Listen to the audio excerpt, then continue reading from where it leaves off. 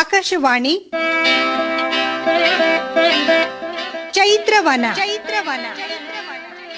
ಲಕ್ಷ್ಮೀಶನ ಜೈಮಿನಿ ಭಾರತದ ಸಮಗ್ರ ವಾಚನ ವ್ಯಾಖ್ಯಾನ ಕಾರ್ಯಕ್ರಮ. ಪ್ರಸ್ತುತಿ ಡಾಕ್ಟರ್ ಎಎಸ್ ಶಂಕರನಾರಾಯಣ. ಚೈತ್ರವನ ಕಾರ್ಯಕ್ರಮದ ಕೇಳಿದರಿಗೆಲ್ಲ ನಮಸ್ಕಾರಗಳು ಹಾಗೂ ಕಾರ್ಯಕ್ರಮಕ್ಕೆ ಆತ್ಮೀಯವಾದ ಸ್ವಾಗತ. ಪ್ರಿಯ ಕೇಳಿದರೆ, ಇಂದು ಲಕ್ಷ್ಮೀಶನ ಜೈಮಿನಿ ಭಾರತದ 30ನೆಯ ಸಂಧಿಯ ಕೆಲ ಪದ್ಯಗಳ ವಾಚನ ಹಾಗೂ ವ್ಯಾಖ್ಯಾನವನ್ನು ಕೇಳಲಿದ್ದೀರಿ. ವಾಚನ ಮಾಡಲಿದ್ದಾರೆ ಶ್ರೀಮತಿ BC ವಿಶಾಖ, ವ್ಯಾಖ್ಯಾನ ಮಾಡಲಿದ್ದಾರೆ ಶ್ರೀ MS ವಿನಾಯಕ. ಮಂತ್ರಿಯ ಮಗಳಾದ ವಿಷಯ ನಾನು ಇನ್ನೂ ಸ್ವಲ್ಪ ಹೂಗಳನ್ನು ಬಿಡಿಸ್ಕೊಂಡು ಬರ್ತೇನೆ ಎನ್ನುವ ಬಯಕೆಯಿಂದ ಸ್ವಲ್ಪ ದೂರದಲ್ಲಿ ಇರುವಂತಹ ದಟ್ಟವಾದ ಮಾವಿನ ಮರದ ಸಮೀಪಕ್ಕೆ ಬಂದ್ಲು. ಆ ಮಾವಿನ ಮರದ ಕೆಳಗೆ ಮೈ ಮರೆತು ಸಂತೋಷದಿಂದ ನಿಶ್ಚಿಂತೆಯಿಂದ ನಿದ್ದೆ ಮಾಡ್ತಾ ಇರುವಂತಹ ಚಂದ್ರಹಾಸನನ್ನು ನೋಡಿ ಆಶ್ಚರ್ಯ ಆಯಿತು ಅವಳಿಗೆ. ಮನಸ್ಸು ಅವನಲ್ಲಿ ಸಿಲುಕಿಬಿಟ್ಟಿದೆ. ಅಂತಹ ಸಂದರ್ಭದಲ್ಲಿ ಅವನ ಸೊಂಟಕ್ಕೆ ಕಟ್ಟಿರುವ ಪಟ್ಟಿಯ ಮಧ್ಯದಲ್ಲಿ ಸಿಕ್ಕಿಸ್ಕೊಂಡಿರುವಂತಹ ಒಂದು ಪತ್ರದ ಸುರುಳಿ ಕಾಣಿಸಿತು. ಅವನ ಸೊಂಟದ ಪಟ್ಟಿಯಲ್ಲಿ ಇರುವ ಆ ಪತ್ರವನ್ನು ನೋಡಿ ಇದರಲ್ಲಿ ಏನಿದೆ ನೋಡೋಣ ಅಂತ ಹೇಳಿ ಮೆಲ್ಲಕ್ಕೆ ಅವನಿಗೆ ಎಚ್ಚರ ಆಗದೇ ಇದ್ದ ಹಾಗೆ ಆ ಪತ್ರವನ್ನು ಎಳ್ಕೊಂಡ್ಳು. ನೋಡಿದ ತಕ್ಷಣಕ್ಕೆ ಬಹಳ ಸಂತೋಷ ಆಯಿತು. ನಮ್ಮ ತಂದೆಯೇ ಬರೆದಿರೋದು, ಅದನ್ನು ತನಗೆ ಬೇಕಾದ ರೀತಿಯಲ್ಲಿ ತನ್ನ ಬುದ್ಧಿಗೆ ತೋಚಿದ ರೀತಿಯಲ್ಲಿ ಅದನ್ನು ಹೊಂದಿಸಿಕೊಂಡು ಕಲ್ಪನೆ ಮಾಡಿಕೊಂಡು ಚಿಂತಿಸಿದಳು. ಕಡು ಚೆಲ್ವನಾದವರನಂ ಕಂಡು ನಿಶ್ಚಯಿಸಿ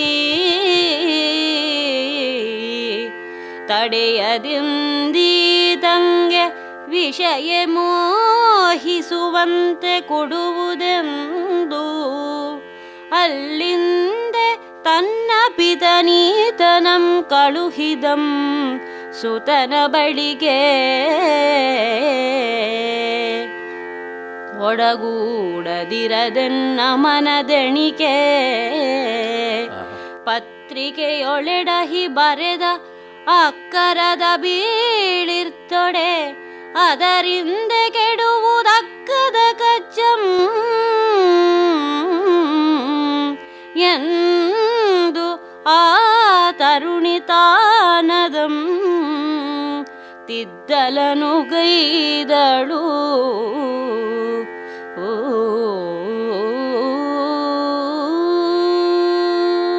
ವಿಷಯ ಯೋಚನೆ ಮಾಡ್ತಾ ಇದ್ದಾಳೆ. ರಾಜ ಕಾರ್ಯದ ಮೇಲೆ ನನ್ನ ತಂದೆ ತಿರುಗಾಡಲಿಕ್ಕೆ ಎಲ್ಲಿಯೂ ಹೋಗಿದ್ದಾನೆ.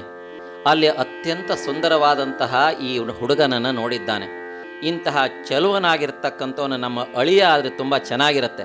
ನಮ್ಮ ಚೆಲುವೆಯಾದ ಮಗಳು ವಿಷಯಗೆ ಅನುರೂಪನಾದ ವರ ಅಂತ ತಿಳ್ಕೊಂಡು ಪತ್ರವನ್ನು ಬರೆದು ಅವನ ಮೂಲಕವೇ ನನ್ನ ಅಣ್ಣನಿಗೆ ಕಳಿಸಿಕೊಟ್ಟಿದ್ದಾನೆ. ಆದ್ದರಿಂದ ಇವನನ್ನು ಮದುವೆ ಮಾಡಿಕೊಂಡ್ರೆ ನನ್ನ ಮನಸ್ಸಿನ ಆಸೆಯೂ ನೆರವೇರುತ್ತೆ. ಆದರೆ ಈ ಪತ್ರದಲ್ಲಿ ಹೀಗಿದೆಯಲ್ಲ, ವಿಷಯ ಮೋಹಿಸುವಂತೆ ಅಂತಲೇ ಇರಬೇಕಾಗಿತ್ತು, ಹೀಗಾಗ್ಬಿಟ್ಟಿದೆಯಲ್ಲ. ಇದೇ ಪತ್ರವನ್ನು ಕೊಟ್ಟರೆ ಏನಾಗತ್ತೆ, ಅಕ್ಷರದ ದೋಷ ಇರುವುದರಿಂದ ಕೆಲಸ ಕೆಟ್ಟೋಗ್ಬಿಡುತ್ತೆ. ಆದ್ದರಿಂದ ಹೇಗಾದರೂ ಮಾಡಿ ಈ ಅಕ್ಷರವನ್ನು ತಿದ್ದಿ ಲಿಪಿಯನ್ನು ಸರಿಪಡಿಸ್ತೇನೆ, ಪತ್ರದ ಆಶಯವನ್ನು ಸರಿ ಮಾಡ್ತೇನೆ ಅಂತ ಯೋಚನೆ ಮಾಡಿ ತಪ್ಪೆಲ್ದ ಲಿಪಿಯೊಳ್ವಕಾರಮಂ ತೊಡೆದು ಅಲ್ಲಿಗೊಪ್ಪುವ ಯಕಾರಮಂ ಕೆಲ ಬಲದ ಮಾಮರದೊಡಿಪ್ಪ ನಿರ್ಯಾಸಮಂ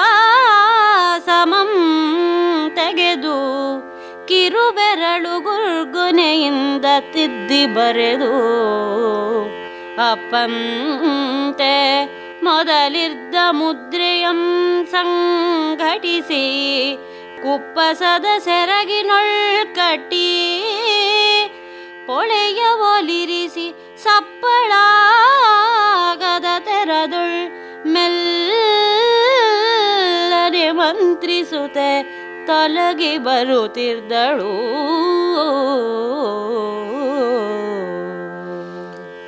ಈ ಬರವಣಿಗೆಯಲ್ಲಿರುವಂತಹ ವಕಾರವನ್ನು ತೆಗೆದು ಅಲ್ಲಿ ಯಕಾರವನ್ನು ಬರೀತೇನೆ ಅಂತ ಯೋಚನೆ ಮಾಡಿದ್ಲು. ಹೇಗೆ ಬರೀಲಿ? ಪತ್ರ ಲೇಖನಕ್ಕೆ ಹೊಂದುವಂತಹ ಮಸಿ ಇಲ್ವಲ್ಲ ಅಂತ ಯೋಚನೆ ಮಾಡ್ತಾಳೆ. ತಕ್ಷಣಕ್ಕೆ ಅವಳಿಗೆ ಆಲೋಚನೆ ಬಂತು. ಪಕ್ಕದಲ್ಲಿರುವ ಮಾವಿನ ಮರಕ್ಕೆ ತನ್ನ ಉಗುರಿನಿಂದ ಗೀರಿದ್ಲು. ಮಾವಿನ ಮರದ ರಸ ಬರುತ್ತಲ್ಲ, ಅದನ್ನು ನಿರ್ಯಾಸ ಅಂತ ಕರೀತಾರೆ. ಮಾವಿನ ಮರದ ರಸವನ್ನು ತನ್ನ ಕಿರು ಬೆರಳಿನ ಉಗುರಿನಿಂದ ತಗೊಂಡು ವಕಾರವನ್ನು ಬದಲಾಯಿಸಿ ಯಕಾರವಾಗಿ ತಿದ್ದಿ ನಂತರ ವಿಷಯ ಮೋಹಿಸುವಂತೆ ಕೊಡುವುದು ಈತಂಗೆ ಅನ್ನುವ ಭಾವವನ್ನು ನೋಡಿಕೊಂಡ್ಳು. ಬರೆದಿದ್ದು ಸರಿ ಅಂತ ಗೊತ್ತಾಯಿತೋ, ಜೊತೆಗೆ ಬದಲಾಯಿಸಿದ್ದು ಗೊತ್ತಾಗದಿದ್ದಂತಹ ಚಾತುರ್ಯದಿಂದ ಅದನ್ನು ಬರೆದಿದ್ದಾಳೆ. ಅದನ್ನು ಮೊದಲಿನಂತೆ ಕಟ್ಟಿ ಮುದ್ರೆಯನ್ನು ಅಳವಡಿಸಿ ಅವನ ಮೇಲು ಅಂಗಿಯ ಸೆರಗಿನಲ್ಲಿ ಕಟ್ಟಿ ಸಪ್ಪಳ ಆಗದಂತೆ ಅಲ್ಲಿಂದ ಮೆಲ್ಲಕ್ಕೆ ಬರ್ತಾ ಇದ್ದಾಳೆ. ಆದರೆ ಹೋಗ್ತಾ ಇದ್ರೆ ಹೋಗ್ಲಿಕ್ಕೆ ಕಾಲು ಬರ್ತಾ ಇಲ್ಲ, ಕಣ್ಣು ಅವನ ಕಡೆಗೇ ನೋಡ್ತಾ ಇದೆ. ದಿಟ್ಟಿ ಮುರಿಯದು ಕಾಲ್ಗಳಿತ್ತ ಬಾರವು ಮನಂ ನಟ್ಟು ಬೇರೂರಿದುದು ಕಾಮನಂಬಿನ ಗಾಯವಿಟ್ಟಣಿಸಿತು ಅಂಗಲತೆ ಕಾಹೆರಿದು ಒಡಲೊಳಗೆ ವಿರಹದುರಿ ತಲೆದೋರಿತು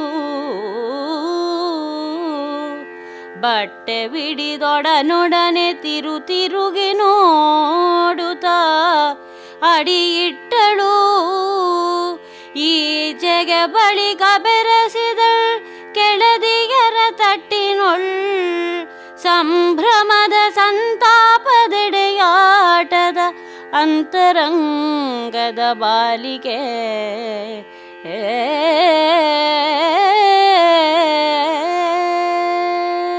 ಈ ಕಡೆಗೆ ಬರ್ತಾ ಇದ್ದಾಳೆ. ಆದರೆ ಅವಳ ದೃಷ್ಟಿ ಮುರಿದೇ ಇದ್ದ ಹಾಗೆ ಚಂದ್ರಹಾಸನ ಮೇಲೆ ನೆಟ್ಟಿದೆ.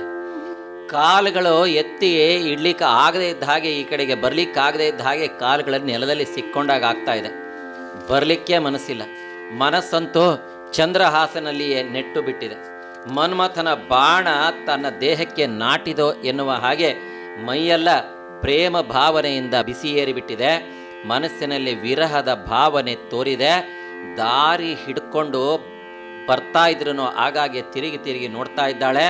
ಕಣ್ಮರೆ ಆಗುವ ತನಕ ಅವನ ಸುಂದರವಾದಂತಹ ದೇಹವನ್ನು ಮುಖವನ್ನು ನೋಡ್ತಾ ಈ ಕಡೆಗೆ ಬಂದು ಇಲ್ಲಿ ಸಖಿಯರ ಜೊತೆಗೆ ಸೇರಿಕೊಂಡು ಕವಿ ಬಹಳ ಸೊಗಸಾಗಿ ಅವಳ ಮನಸ್ಥಿತಿಯನ್ನು ವರ್ಣನೆ ಮಾಡ್ತಾನೆ. ಹೇಗಿದೆ ಅವಳ ಅಂತರಂಗ ಅಂತಂದರೆ ಸಂಭ್ರಮದ ಸಂತಾಪದ ಎಡೆಯಾಟ. ಸಂಭ್ರಮ ಈ ಪತ್ರವನ್ನು ಒಯ್ದು ಕೊಡ್ತಾನೆ. ನಮ್ಮ ಅಣ್ಣ ಅದನ್ನು ಅರ್ಥ ಮಾಡ್ಕೊಂಡು ನನಗೆ ಮದುವೆ ಮಾಡ್ತಾನೆ, ಇವನನ್ನು ಮದುವೆ ಮಾಡ್ಕೊಳ್ಬೇಕು, ಇವನ ಜೊತೆಗೆ ಸೇರಬೇಕು ಅನ್ನುವ ಭಾವನೆ ಅನ್ನುವ ನನ್ನ ಆಸೆ ನೆರವೇರುತ್ತಲ್ಲ ಅನ್ನೋ ಸಂಭ್ರಮ.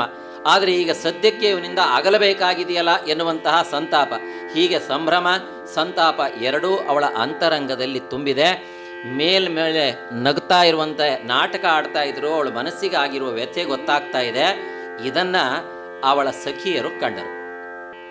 ಆಳಿಯರ್ ಕಂಡರೀಕೆಯ ಮೊಗದ ಭಾರಮಂ ಕೇಳಿದರ್ ಇದೇ ನೆಲೆ ಮೃಗಾಕ್ಷಿ ತಳುವಿದೆ ಮನದ ಬೇಳಂಬ ಮಾವುದು ಒಕ್ಕುವ ಹರ್ಷರಸದೊಡನೆ ಬೆರಸಿಹುದು ಬೆವರ ಮೊನಲು ಗಾಳಿ ಪರಿಮಳವ ನಡಗಿಪುದುಂಟೆ ತನು ಚಿತ್ತದಾಳಾಪಮಂ ಮಾಜಲರಿದ ಪುದೆ ಸಾಕಿನ್ನು ಹೇಳದೊಡೆ ಮಾಡಲಂತಸ್ತಮದು ತಾನೇ ತಬ್ಬುವುದು ಎಂದು ನಗುತ್ತಿದ್ದರು.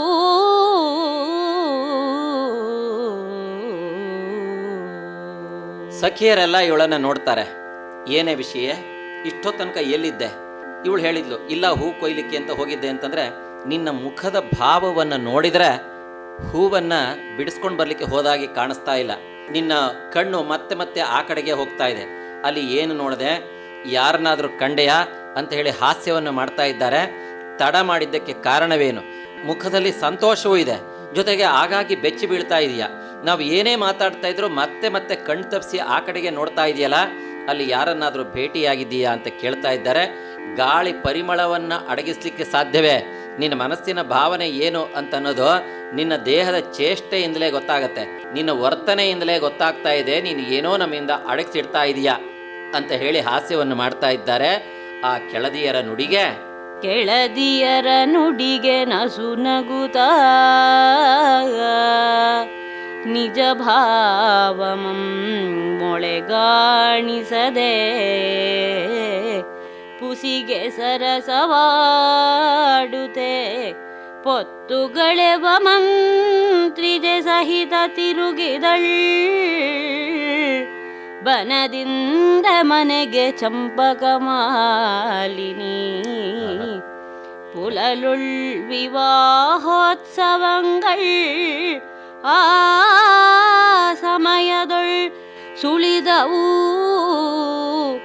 ಅಗ್ಗದ ಗೀತ ನೃತ್ಯವಾದ್ಯಂಗಳಿಂ ಕಳಸ ಕನ್ನಡಿಗಳ ವಿಲಾಸರದ ಪುರಂದ್ರಿಯರ ಶೋಭನದ ಸುಸ್ವರದೊಳು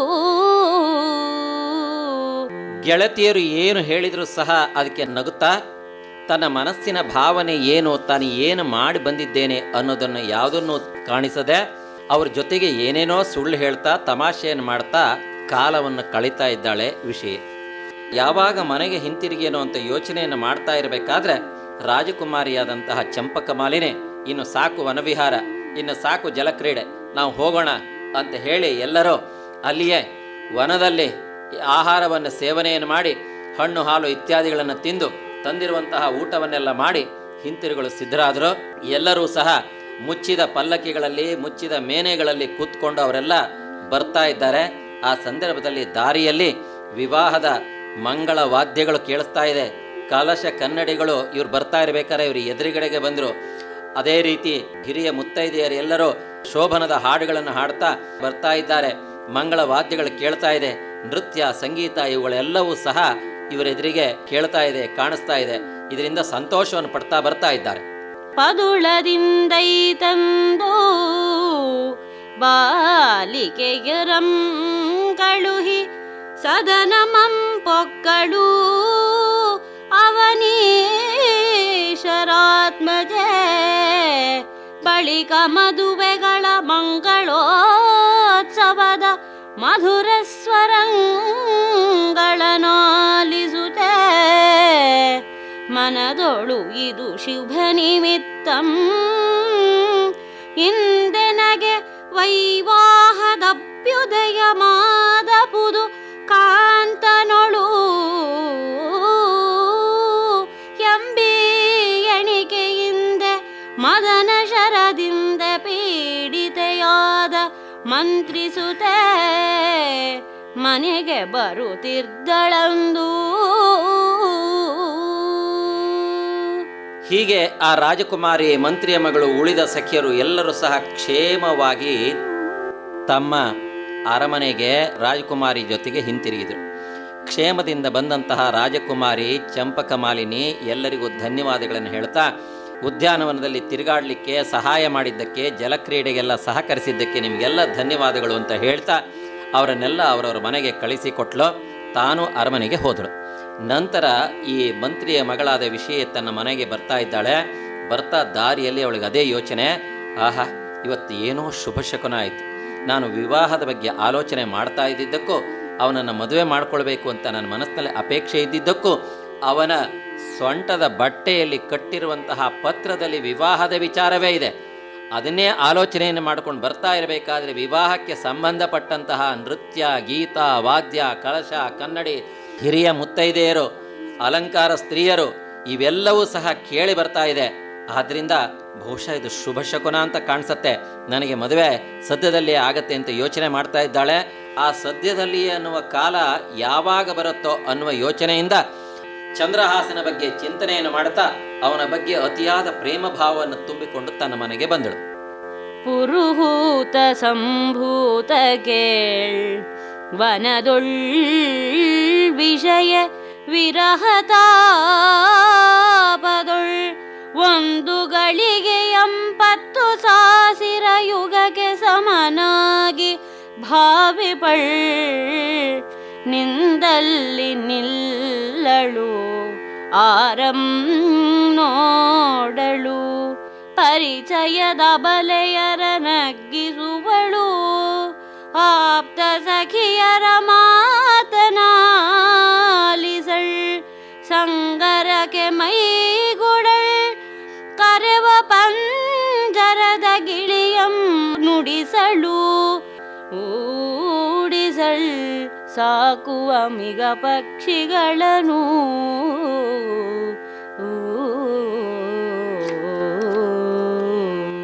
ವನದಿಂದ ತನ್ನ ಮನೆಗೆ ಬಂದಳು ವಿಷಯ. ಮನಸ್ಸಿನಲ್ಲಿ ವಿರಹ ಭಾವನೆ ತುಂಬಿಬಿಟ್ಟಿದೆ. ಹೊತ್ತು ಕಳೆಯೋದಕ್ಕೆ ಕಷ್ಟ ಆಗ್ತಾ ಇದೆ. ಒಂದು ಗಳಿಗೆ 10,000 ಯುಗಕ್ಕೆ ಸಮ ಅನ್ನೋ ಹಾಗೆ ಆಗ್ತಾ ಇದೆ. ನಿಂತಲ್ಲಿ ನಿಲ್ತಾ ಇಲ್ಲ, ಕೂತಲ್ಲಿ ಕೂಳ್ತಾ ಇಲ್ಲ, ಯಾರನ್ನು ಮಾತಾಡಿಸ್ಲಿಕ್ಕೆ ಅಪೇಕ್ಷೆ ಇಲ್ಲ, ಯಾರನ್ನು ನೋಡಲಿಕ್ಕೂ ಅಪೇಕ್ಷೆ ಇಲ್ಲ. ಯಾರಾದರೂ ಪರಿಚಯದವರು ಬಂದು ಇವಳನ್ನು ಮಾತಾಡಿಸ್ಲಿಕ್ಕೆ ಪ್ರಯತ್ನ ಬಿಟ್ಟರೆ ಆ ಸಖಿಯರನ್ನೆಲ್ಲ ನಗ್ಗಿಸುವಳು ಹೊಡಿತಾ ಇದ್ದಾಳೆ, ಹಿಂಸಿಸ್ತಾ ಇದ್ದಾಳೆ. ಅವರ ಮಾತು ಬೇಕಾಗಿಲ್ಲ ಇವಳಿಗೆ. ಆಪ್ತ ಸಖಿಯರ ಮಾತು ಇವಳು ಕೇಳ್ತಾ ಇಲ್ಲ. ಸಿಂಗರಕ್ಕೆ ಮೈಗೂಡಳು. ಯಾವ ಅಲಂಕಾರವೂ ಬೇಡ ಹಾಗಾಗ್ಬಿಟ್ಟಿದೆ. ಪಂಜರದಲ್ಲಿ ಇವಳು ಸಾಕಿರುವಂತಹ ಗಿಣಿಗಳು ಇವಳನ್ನು ವಿಷಯ ಅಂತ ಕರೀತಾ ಇದ್ರೆ ಅವುಗಳನ್ನು ಮಾತಾಡಿಸ್ತಾನೂ ಇಲ್ಲ. ತಾನು ಸಾಕಿರುವ ಜಿಂಕೆ, ನವಿಲು ಮುಂತಾದಂತಹ ಪ್ರಾಣಿ ಪಕ್ಷಿಗಳಿಗೆ ಆಹಾರವನ್ನು ಕೊಡ್ತಾ ಇಲ್ಲ.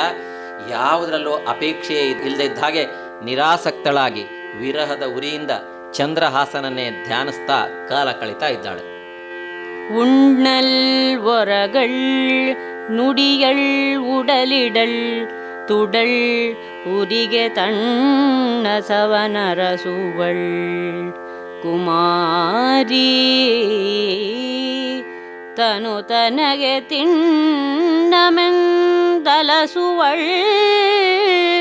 ಬಿಸುಸುಯವಳೆನೆಂದಂಡಲೆದು ಕೇಳ್ಬರುಳು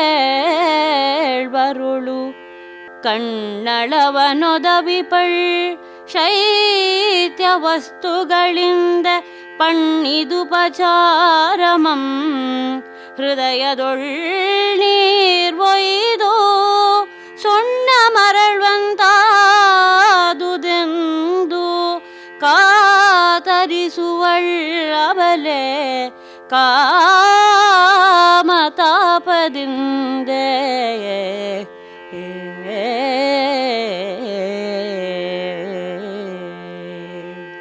ಕವಿಗೆ ಶಬ್ದ ಪ್ರಯೋಗದಲ್ಲಿ ಎಂತಹ ಪರಿಣತಿ ಇದೆ ಅಂತ ಅನ್ನೋದಕ್ಕೆ ಈ ಪದ್ಯ ಉತ್ಕೃಷ್ಟವಾದ ಉದಾಹರಣೆ. ಸಣ್ಣ ಸಣ್ಣ ನಿಷೇಧಾರ್ಥಕ ಪದಗಳನ್ನು, ಕ್ರಿಯಾಪದಗಳನ್ನು ಬಳಸಿ ಕವಿ ಎಷ್ಟು ಸೊಗಸಾಗಿ ಈ ಪದ್ಯವನ್ನು ಕಟ್ಟಿದ್ದಾನೆ ನೋಡಿ. ಚಂದ್ರಹಾಸನ ಬಗ್ಗೆ ಆಲೋಚನೆಯನ್ನು ಮಾಡ್ತಾ ಅವಳ ಮನಸ್ಸಿನಲ್ಲಿ ಉಂಟಾದಂತಹ ಪ್ರೇಮ ಭಾವದಿಂದ, ವಿರಹದ ಉರಿಯಿಂದ ಅವಳಿಗೆ ಏನಾಗ್ಬಿಟ್ಟಿದೆ ಅಂತಂದರೆ, ಉಣ್ಣಳ್ ವರಗಳ್ ನುಡಿಯಳು ಉಡಲು ಇಡಳು ತುಡಲು, ಏನೂ ಅವಳಿಗೆ ಆಸಕ್ತಿ ಇಲ್ಲ. ಊಟನೂ ಮಾಡ್ತಾ ಇಲ್ಲ, ನಿದ್ದೆನೂ ಮಾಡ್ತಾ ಇಲ್ಲ, ಮಾತಾಡಿಸಿದ್ರೆ ಅದಕ್ಕೆ ಉತ್ತರನೂ ಕೊಡ್ತಾ ಇಲ್ಲ. ಅವಳು ಏನು ಉಟ್ಕೊಳ್ತಾನೂ ಇಲ್ಲ, ಯಾವ ಆಭರಣಗಳನ್ನು ತೊಟ್ಕೊಳ್ತಾ ಇಲ್ಲ. ದೇಹವೆಲ್ಲ ಬಿಸಿಯೇರಿ ಉರಿ ಅನ್ನಿಸ್ತಾ ಇದೆ ಅವಳಿಗೆ. ಅದಕ್ಕೆ ತಂಪು ಬೇಕು ಅಂತ ಹೇಳಿ ಪ್ರಯತ್ನವನ್ನು ಮಾಡ್ತಾ ಇದ್ದಾಳೆ. ಅವಳ ದೇಹವೇ ಅವಳಿಗೆ ಭಾರ ಅಂತ ಅನ್ನಿಸ್ತಾ ಇದೆ. ನಿಟ್ಟುಸಿರು ಬಿಡ್ತಾ ಇದ್ದಾಳೆ. ಸುಮ್ಮನೆ ಅಲ್ಲಿ ಇಲ್ಲಿ ಒಂದು ಕಡೆಗೆ ಕೂಡದಿದ್ದಂಗೆ ಅಲಿತಾ ಇರೋದನ್ನು ನೋಡಿ, ಅಂತಹ ದೊಡ್ಡದಾದಂತಹ ಅರಮನೆಯಂತಹ ಮನೆಯಲ್ಲಿ ಅವಳು ತಿರುಗ್ತಾ ಇರೋದನ್ನು ನೋಡಿ ಅವಳ ಸಖಿಯರೆಲ್ಲ ಯಾಕೆ ಏನಾಗಿದೆ ಅಂತ ಕೇಳ್ತಾ ಇದ್ದಾರೆ. ಹತ್ರ ಬಂದು ನೋಡಿದರೆ ಮೈ ಬಿಸಿ ಏರಿಬಿಟ್ಟಿದೆ ವಿರಹದ ತಾಪದಿಂದ. ಅದಕ್ಕೆ ಪಾಪ ತಂಗಾಳಿಯನ್ನು ಬೀಸ್ತಾ ಇದ್ದಾರೆ. ಅವರು ಏನೇನೋ ಉಪಚಾರವನ್ನು ಮಾಡಿದರೆ ಅವಳ ಸ್ಥಿತಿ ಹೇಗಾಗಿದೆ ಅಂತಂದರೆ, ಸುಣ್ಣಕ್ಕೆ ನೀರು ಹಾಕಿದರೆ ಅದು ಹೇಗೆ ಅರಳತ್ತೋ ಮರಳಿ ಕುದಿಯತ್ತೋ ಹಾಗೆ ಅವಳ ಮನಸ್ಸು ಅಂತನ್ನೋದು ವಿರಹದ ಉರಿಯಿಂದ ಕುದಿತಾ ಇದೆ. ಇಂತಹ ಸ್ಥಿತಿಯಲ್ಲಿ ಇದ್ದಾಳೆ ವಿಷಯ. ಆ ವಿರಹ ವ್ಯತ್ಯೆಯನ್ನು ತಡಿಲಾರದೆ ಅನೇಕ ಕಡೆ ತಿರುಗಾಡ್ತಾ ಇದ್ದಾಳೆ. ಚಲಯಂತ್ರದೆಡೆಯೊಳ್ ತಳಿರ್ವಸೆಯ ತಾಣದೊಳ್ ಮಲಯ ಜದ ಮಾಡದೊಳ್ ಶಶಿಕಾಂತ ವೇದಿಯೊಳ್ ಸುಲಲಿತಲತಾ ಮಂಟಪದೊಳ್ ಎಸೆವ ತಂಗೊಳದ ತಡಿಯ ಪುಳಿನ ಸ್ಥಳದೊಳು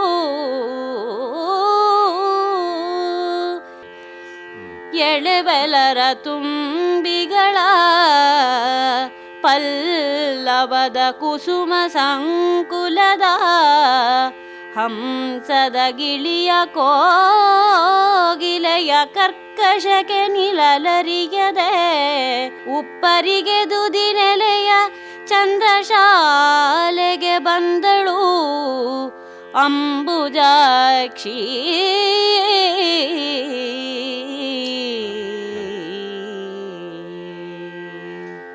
ವಿರಹದ ಉರಿಯಿಂದ ದೇಹವೆಲ್ಲ ತಾಪ ಏರ್ಬಿಟ್ಟಿದೆ, ಬಿಸಿಯಾಗ್ಬಿಟ್ಟಿದೆ.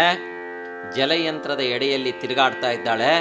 ತನ್ನ ಪ್ರಾಸಾದದ ಮುಂಭಾಗದಲ್ಲಿ ಇರುವಂತಹ ಕಾರಂಜಿಗಳು ಚಿಮ್ತಾ ಇರುವಂತಹ ನೀರಿನ ಸಮೀಪದಲ್ಲಿ ಬಂದು ನಿಲ್ತಾ ಇದ್ದಾಳೆ. ತುಂತುರು ಹನಿಗಳೆಲ್ಲ ಅವಳ ಮೈ ಮೇಲೆ ಬೀಳ್ತಾ ಇದೆ, ಆದರೂ ತಂಪು ಅನ್ನಿಸ್ತಾ ಇಲ್ಲ. ತಳಿರು ಹಸೆಯ ತಾಣದಲ್ಲಿ ಮಲ್ಕೊಂಡು ಉರುಳಾಡ್ತಾ ಇದ್ದಾಳೆ. ಎಳೆ ಚಿಗುರುಗಳನ್ನು ಹಾಸ್ಕೊಂಡು ಉರುಳಾಡ್ತಾ ಇದ್ದಾಳೆ. ತಂಪು ಅನ್ನಿಸ್ತಾ ಇಲ್ಲ. ತಂಪಾದ ಗಾಳಿ ಬೀಸ್ತಾ ಇರುವಂತಹ ಗಂಧ ಚಂದನದ ಕಾಡಿನಲ್ಲಿ ಉಪವನದಲ್ಲಿ ತಿರುಗಾಡ್ತಾ ಇದ್ದಾಳೆ. ಮನಸ್ಸಿಗೆ ಸಮಾಧಾನವಿಲ್ಲ. ಚಂದ್ರಕಾಂತ ಶಿಲೆ, ಅಮೃತ ಶಿಲೆಯ ವೇದಿಕೆಯ ಮೇಲೆ ತಣ್ಣಗೆ ಮೈಚೆಲ್ಲಿ ಮಲಗಿದ್ದಾಳೆ. ದೇಹಕ್ಕೆ ಹಿತ ಅನ್ನಿಸ್ತಾ ಇಲ್ಲ. ಬಿಸಿಲು ಬೀಳದೇ ಇರುವಂತಹ ದಟ್ಟವಾದ ಲತಾ ಮಂಟಪದಲ್ಲಿ ಬಳ್ಳಿಯ ಮನೆಯ ಒಳಗಡೆಗೆ ತಿರುಗಾಡ್ತಾ ಇದ್ದಾಳೆ. ತಂಪಾದ ಕೊಳದ ದಡದ ಮರಳಿನ ಮೇಲೆ ಬಂದು ಕುತ್ಕೊಂಡು ಕಾಲನ್ನು ನೀರಲ್ಲಿ ಇಳಿಬಿಟ್ಕೊಂಡು ಕುತ್ಕೊಂಡಿದ್ದಾಳೆ. ಆದರೂ ಅವಳಿಗೆ ಸಮಾಧಾನ ಆಗ್ತಾ ಇಲ್ಲ. ಯಾವುದು ಸಹಜ ಕಾಲದಲ್ಲಿ, ಪ್ರೀತಿಯ ಕಾಲದಲ್ಲಿ ಸುಕುಮಾರವಾಗಿ ಕಾಣ್ತಾ ಇತ್ತೋ, ಈ ವಿರಹದ ಕಾಲದಲ್ಲಿ ಅವೆಲ್ಲವೂ ಕರ್ಕಶವಾಗಿ ಒರಟಾಗಿ ತೋರ್ತಾ ಇದೆ. ಎಳೆಯದಾದಂತಹ ಚಿಗುರು ಅವಳ ದೇಹಕ್ಕೆ ನೋವನ್ನು ಉಂಟು ಮಾಡ್ತಾ ಇದೆ. ಇಂಪಾದ ದುಂಬಿಗಳ ಝೇಂಕಾರ ಅವಳ ಕಿವಿಗೆ ಕರ್ಕಶ ಅಂತ ಅನಿಸ್ತಾ ಇದೆ. ಎಳೆಯ ಚಿಗುರು ಅವಳಿಗೆ ದೇಹಕ್ಕೆ ಹಿತ ಅಂತ ಅನಿಸ್ತಾ ಇಲ್ಲ. ತುಂಬ ಮೃದುವಾದ ಹೂವುಗಳು ಸಹ, ಮಾಲೆಯು ಅವಳಿಗೆ ಹಿತ ಅಂತ ಅನಿಸ್ತಾ ಇಲ್ಲ. ಹಂಸ, ಗಿಳಿ, ಕೋಗಿಲೆಯ ಇಂಪಾದ ಧ್ವನಿಗಳು ಸಹ ಅವಳಿಗೆ ಕಿವಿಗೆ ಕೇಳಲಾರದಷ್ಟು ಒರಟಾಗಿ ಕರ್ಕಶವಾಗಿ ಕೇಳ್ತಾ ಇದೆ.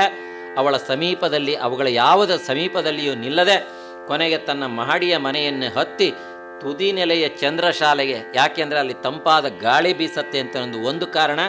ಇನ್ನು ಒಂದು, ಚಂದ್ರಹಾಸ ಆ ಉದ್ಯಾನವನದಿಂದ ಹೊರಟ್ನೋ ಇಲ್ವೋ ಅನ್ನೋದನ್ನು ನೋಡೋದಕ್ಕೆ ಅಲ್ಲಿಂದ ಕಾಣುತ್ತೆ. ಎರಡು ಕಾರಣದಿಂದ ಅಲ್ಲಿಂದ ಅವಳು ಮೇಲ್ಗಡೆಯ ಉಪ್ಪರಿಗೆಯ ಚಂದ್ರಶಾಲೆಗೆ ಬಂದಳು. ಅಲ್ಲಿ ನಿಜ ಸಖಿಗರ್ ಅಬಲೆಯ ಚಿತ್ತದಾಸರಂ ಮೆಲ್ಲ ಮೆಲ್ಲನೆ ತವಿಸಲೆಂದು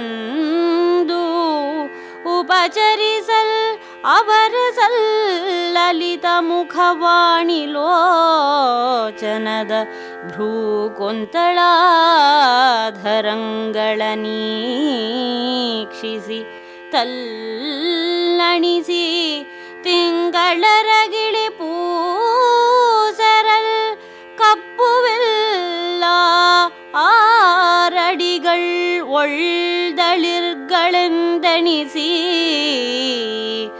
ನುಣ್ಗಳ್ಳದೊಳ್ ಕೈ ಇಟ್ಟು ಬೆರಗಾಗಿ ಚಿಂತಿಸುವ ತೆರದೊಳ್ ಅವಳಿರುತ್ತಿರ್ದಳು.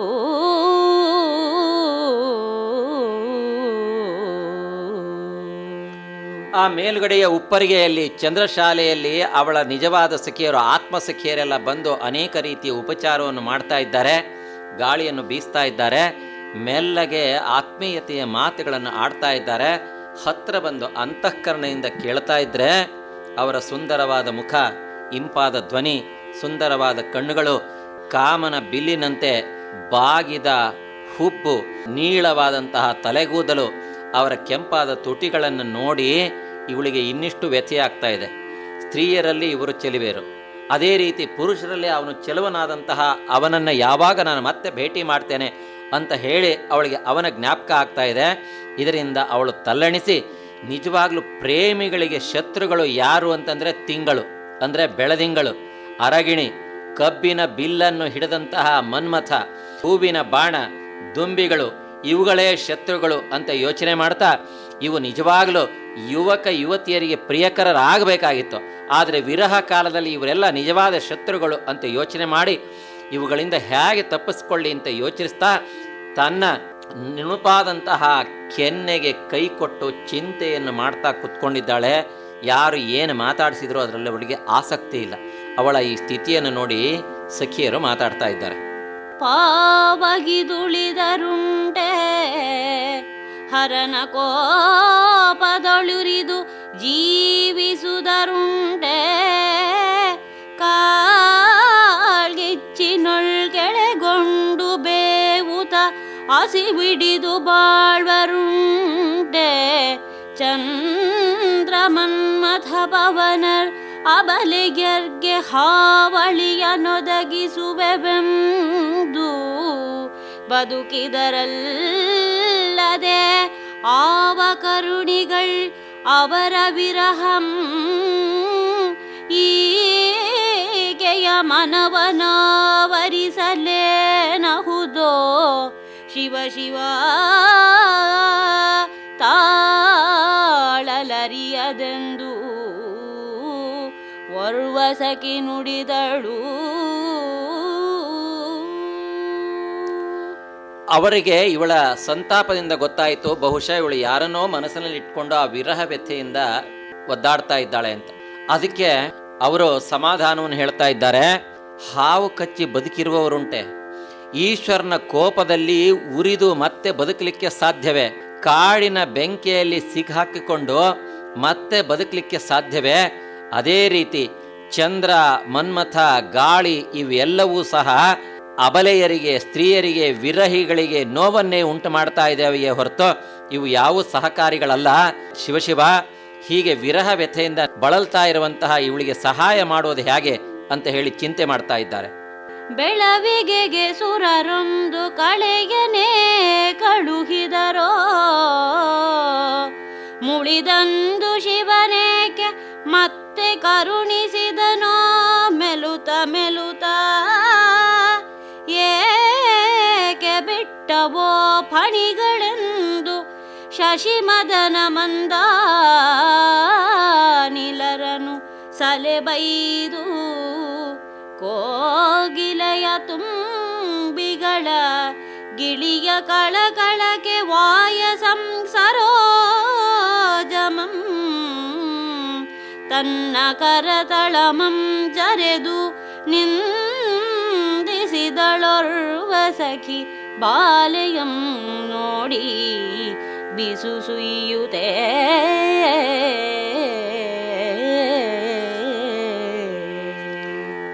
ಚಂದ್ರನ ಎಲ್ಲ ಕಲೆಗಳನ್ನು, 16 ಕಲೆಗಳನ್ನು, ಷೋಡಶ ಕಲೆಗಳು ಅಂತ ನಾವು ಹೇಳ್ತೇವಲ್ಲ, ಎಲ್ಲ ಕಲೆಗಳನ್ನು ಅಪಹಾರ ಮಾಡ್ತಾ ಮಾಡ್ತಾ ಒಂದೇ ಒಂದು ಕಲೆಯನ್ನು ಉಳಿಸಿದ್ದಾರೆ. ದೇವತೆಗಳು 16 ಯಾಕೆ ಉಳಿಸಿದ್ರೆ ಏನೋ, ಅದನ್ನು ಅತ್ಲಾಗೆ ತಗೊಂಡು ಹೋಗ್ಬಿಟ್ಟಿದ್ರೆ ಆಕಾಶದಲ್ಲಿ ಚಂದ್ರನೇ ಇರ್ತಾ ಇರಲಿಲ್ಲ, ವಿರಹಿಗಳಿಗೆ ತೊಂದರೆಯೇ ಆಗ್ತಾ ಇರಲಿಲ್ಲ. ಆದ್ರಿಂದ ದೇವತೆಗಳು ಆ ಚಂದ್ರನ ಒಂದು ಕಳೆಯನ್ನು ಏಕೆ ಉಳಿಸಿದ್ರೋ ಏನೋ, ಅದರಿಂದ ಇನ್ನಿಷ್ಟು ತೊಂದರೆ ಇವಳಿಗೆ. ಅದೇ ರೀತಿ ಈಶ್ವರ 3ನೇ ಕಣ್ಣನ್ನು ಬಿಟ್ಟು ಅವತ್ತು ಮನ್ಮಥನನ್ನು ಸುಟ್ಟು ಹಾಕಿದ.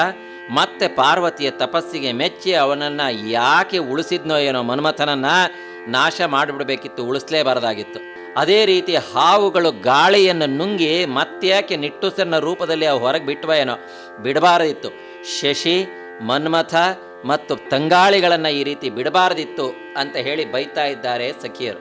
ಅಷ್ಟೇ ಅಲ್ಲ, ಇವಳಿಗೆ ಹಿಂಸೆಯನ್ನು ಕೊಡುವಂತಹ ಕೋಗಿಲೆಯ ನೆಪದಿಂದ ಕೋಗಿಲೆ ಅಂತ ತಿಳ್ಕೊಂಡು ಕಾಗೆಯನ್ನು ಬೈದರು.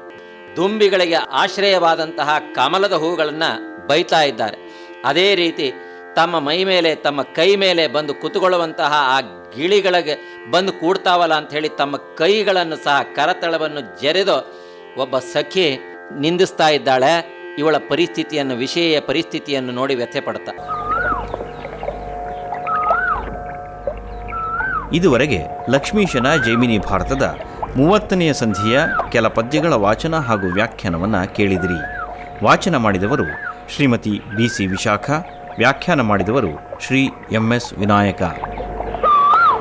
ಚೈತ್ರವನ ಕೇಳಿದ್ರಿ. ಕಾರ್ಯಕ್ರಮದ ಪ್ರಸ್ತುತಿ ಡಾಕ್ಟರ್ AS ಶಂಕರನಾರಾಯಣ. ನಿರ್ಮಾಣ ನೆರವು ಸಂಜೀವ R ನಾಮಣ್ಣವರ್. ಇದು ಇಂದಿನ ಚೈತ್ರವನ. ಈ ಕಾರ್ಯಕ್ರಮ ಆಕಾಶವಾಣಿ ಭದ್ರಾವತಿ ಕೇಂದ್ರದ ಕೊಡುಗೆ.